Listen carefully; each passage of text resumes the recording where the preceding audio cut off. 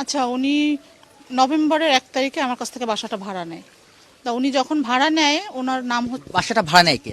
বাসাটা ভাড়া তন্নি নামে একটা মেয়ে। উনি পরিচয় দিছে যে আমি এনজিওতে চাকরি করি, আর ওনার সাথে আর একটা ছেলে ছিল, সে বলছে যে আমার হাজবেন্ড, কিন্তু ওই ছেলেটার সাথে আমাদের সাথে কখনো কথা হয়নি, উনি কখনো কথা বলতো না, এই মেয়েটাই সবসময় কথা বলতো। তো এনজিওতে চাকরি করি এই কথা বলে উনি বাসাটা ভাড়া নেয়। তা উনি এই 1 মাস ছিল, ডিসেম্বর মাসের 1 তারিখে আমরা আবার ওনাকে বাসা ছাড়ার জন্য নোটিশ করে দিই। তা উনি ওনার ঘরে মানে বিভিন্ন রকম পুরুষ ছেলে আসতো। তা উনি যখন জিজ্ঞেস করি, আমার হাজব্যান্ড যখন জিজ্ঞেস করে যে আপনার বাসায় এত ছেলেরা কেন আসে, কারা এরা, তখন উনি বলে যে আমার চাচাতো ভাই, আমার মামাতো ভাই, আমার ফুপাতো ভাই, উনি বিভিন্ন রকম ভাইয়ের পরিচয় দেয়। তখন আমার হাজব্যান্ড আমাকে যে বাসায় বলল যে এরকম মেয়েটা এরকম বলে, আমার চাচাতো মামাতো ভাই বিভিন্ন রকম পুরুষ ছেলেরা আসে। তাই আমি বলি, ঠিক আছে, তাহলে এত ভাইয়ের দরকার নাই, তুমি ডিসেম্বর মাসের 1 তারিখে তুমি বাসা ছাড়া নোটিশ করে দিও।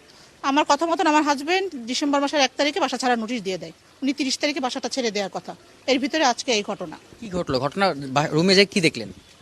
আমি তখন আনুমানিক 11:30 বাজে। তখন আমার হাজবেন্ড তো ঢাকায় যাচ্ছে, আমার ছেলের পরীক্ষা, ছেলেকে নিয়ে ঢাকায় যাচ্ছে। তো তখন উনি আমাকে রাস্তা থেকে ফোন দিয়ে আমাকে বলতেছে, শিগগিরই সোনাডাঙ্গা বাসায় যাও, যে দেখো যে স্পেশাল ব্রাঞ্চ থেকে নাকি পুলিশ আসছে, ঘটনাটা কি দেখো যে। তো আমি তখন তাড়াতাড়ি চলে আসি, আমি থাকি নুরনগর, আমি এখানে থাকি না। তা আমি তাড়াতাড়ি এসে দেখি যে ঘরের ভিতরে রক্ত, তারপরে আপনার বিভিন্ন রকম মদের বোতল টতল, এই সমস্ত দেখে আমি তো অবাক হয়ে গেছি।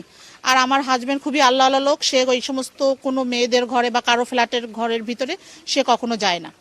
তো গেলে হয়তো আমাকেই যেতে হবে, কারণ আমি তো থাকি অন্য জায়গায়, এই জন্য খুব একটা এসে খোঁজ খবর নেওয়া হয়নি। যাই হোক, যেটুকু আমরা বাহির থেকে দেখেছি সেইভাবে ওনাকে নোটিশ করে দিছি।